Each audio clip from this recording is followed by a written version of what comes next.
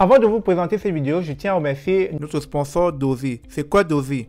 Dozy est une plateforme qui offre des services financiers personnalisés pour la diaspora. Certains de leurs services incluent les prêts personnels, les prêts immobiliers, les prêts aux entreprises, transferts d'argent et éducation financière. Qui peut utiliser Dozy? Quelqu'un qui vient d'arriver au Canada mais n'a pas encore consulté d'historique de crédit auprès des banques.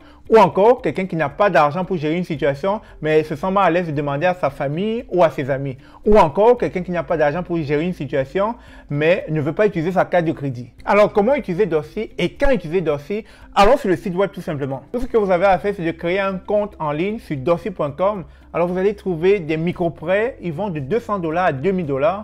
Les nouveaux utilisateurs commencent à 300 $, mais s'ils payent à temps, la limite sera augmentée. Les utilisateurs reçoivent l'argent dans les 24 heures suivant l'application.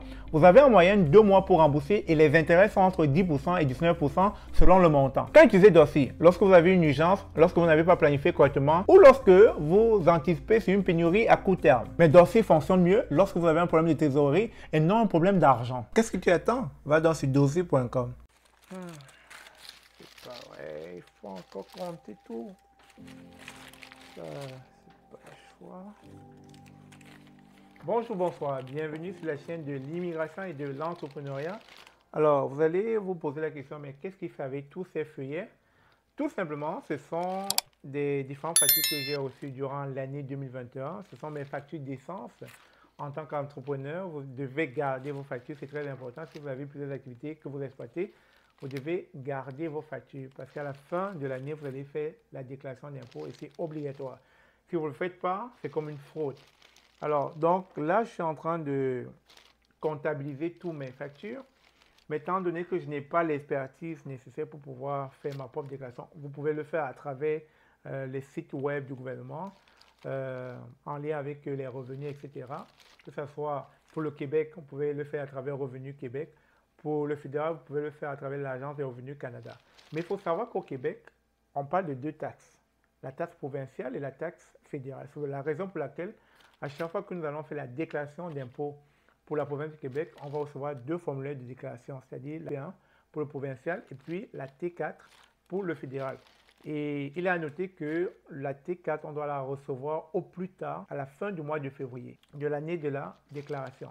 Donc, étant donné que 2021 est passé, nous sommes en 2022, j'ai déjà reçu ma T4 en tant qu'employé pour pouvoir faire ma déclaration d'impôt. Alors, étant donné que je ne suis pas juste un simple employé, je suis aussi entrepreneur.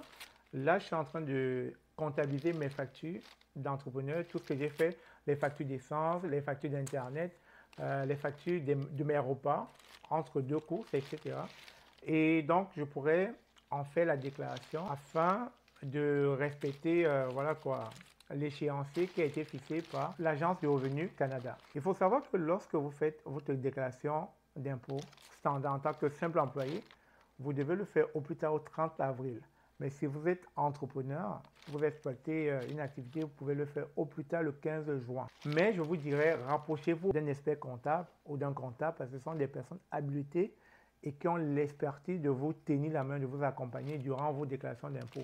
Je veux dire, vous pouvez le faire de vous-même, mais moi, je ne l'ai jamais fait de moi-même. J'ai toujours demandé, en fait, j'ai fait appel à un expert comptable ou à un comptable pour qu'il puisse m'aider. Surtout qu'ils ont des stratégies. Ils pourront voilà, vous aider à sauver de l'argent. L'expression sauver, c'est-à-dire à épargner de l'argent. Parce que ce sont des personnes qui connaissent des petites astuces à l'intérieur. Ils vont te dire, OK, est-ce que tu as mis ci, est-ce que tu as mis ça, est-ce que tu as mis ceci. Donc, à la fin 2021, ils pourront ressortir que peut-être vous avez payé en trop, peut-être votre revenu n'était pas conséquent. Comme ça, lorsqu'ils feront la déclaration pour vous, l'Agence Revenu Canada pourra vous reverser un certain montant parce que vous avez payer trop de taxes. Et pareil aussi pour la province. C'est pour ça qu'en général, moi je conseille de voir un comptable durant cette période. C'est vrai, c'est la période achalandée pour eux. C'est la période où les comptables sont très sollicités. C'est la période où ils font beaucoup d'argent entre, je dirais, début du mois de mars jusqu'à fin juin. Les comptables sont tellement sollicités. Et il y a certains cabinets de comptables qui fixent comment je vais dire, leur taux est vraiment cher. Certains vont prendre 120 $ pendant cette période pour faire votre déclaration. Actuellement, je fais affaire avec une comptable et franchement, le prix qu'elle me prend, c'est vraiment abordable. Je ne voudrais pas le prix ici pour voilà, garder l'anonymat, Mais sinon, j'ai été satisfait de ses services depuis 2 ans. Et à chaque fois, j'ai des bons retours d'impôts. Donc, ça veut dire qu'elle arrive vraiment à faire la bonne calculette pour moi, en fait. Donc, du coup, voilà, c'était une petite vidéo comme ça pour vous montrer la nécessité de garder vos factures. Parce que des fois, quand on arrive en tant qu'immigrant, on se pose la question, mais pourquoi ce monsieur a tellement de factures chez lui? C'est qu'on rentre dans ses bagages, on regarde, on dit, mais il ne peut pas jeter tout simplement. Non, c'est l'erreur à ne pas faire. On ne jette pas ses factures lorsqu'on est entrepreneur. On ne jette pas ses factures.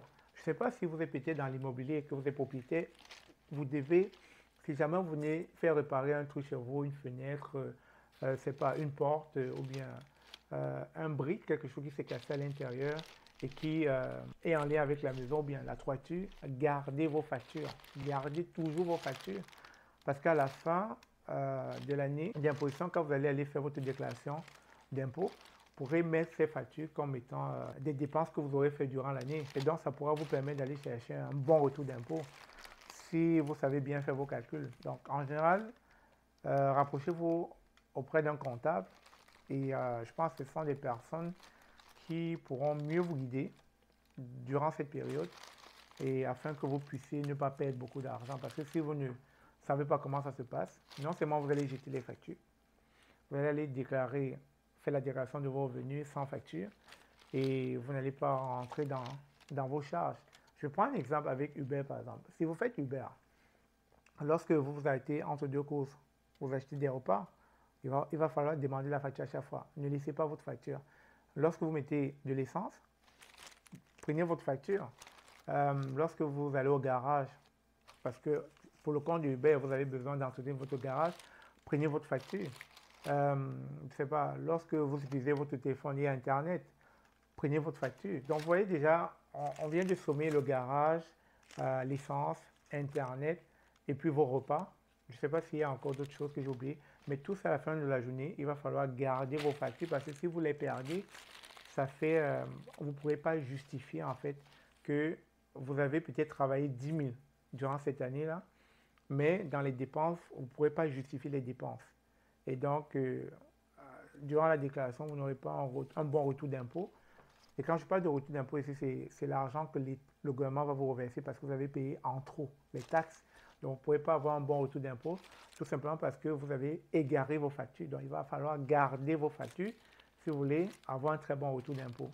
Donc, c'est la raison pour laquelle vous allez trouver que j'en ai là, je n'ai pas tout sorti là, mais je suis encore en train de chercher d'autres. Donc, je cumule mes factures, c'est très important. Quand vous êtes entrepreneur, vous n'avez pas le choix. Gardez vos factures. Cela vous permettra d'épargner beaucoup d'argent.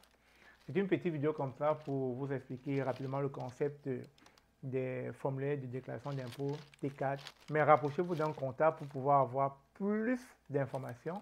Parce que comme je l'ai dit en tout début de cette vidéo, ce sont des personnes qui vont bien vous donner des notions de base, vous accompagner et peut-être si vous tissez des bons liens, même quand vous allez développer d'autres business, c'est pas d'autres activités, ça sera votre comptable à vie, quoi, parce que il est bon d'avoir un bon comptable et un comptable à vie que d'avoir plusieurs comptables et payer de l'argent à plusieurs personnes parce que ça coûte cher les comptables. Je vous remercie d'avoir suivi cette vidéo. On se dit à très bientôt. Jean est un excellent entrepreneur, mais il perd beaucoup de temps avec sa tenue de livre. Souvent, il fait des erreurs et cela entraîne de graves conséquences, comme des pénalités et des intérêts à payer au gouvernement. Jean pense donc recruter un commis ou un technicien comptable. Mais est-ce la meilleure option? Et s'il faisait affaire avec AZ Compta Virtuel? AZ Compta Virtuel s'occuperait de sa tenue de livre, de ses payes et de sa déclaration de revenus. En plus, ses services sont 100% en ligne, donc offerts partout au Québec. En optant pour AZ Compta Virtuel, Jean bénéficierait de plusieurs avantages, comme une prise en charge professionnelle, rapide et efficace de sa comptabilité. Il éviterait aussi les coûts associés à la gestion du personnel comptable. Et ce n'est pas tout. Jean gagnerait du temps pour développer son entreprise et profiter de la vie. Vous vous sentez comme Jean? Arrêtez de stresser. Contactez-nous dès maintenant.